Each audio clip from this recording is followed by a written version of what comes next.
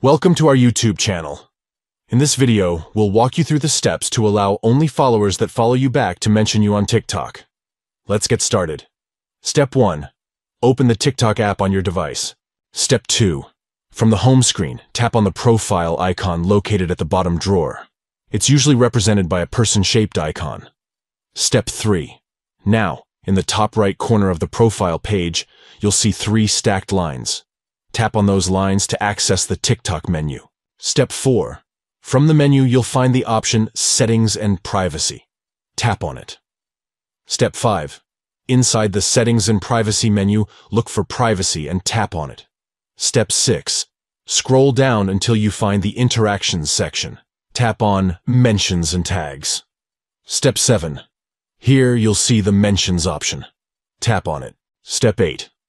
Now, you'll have the option to select who can mention you. To allow only followers that follow you back to mention you, select Followers that follow back. That's it.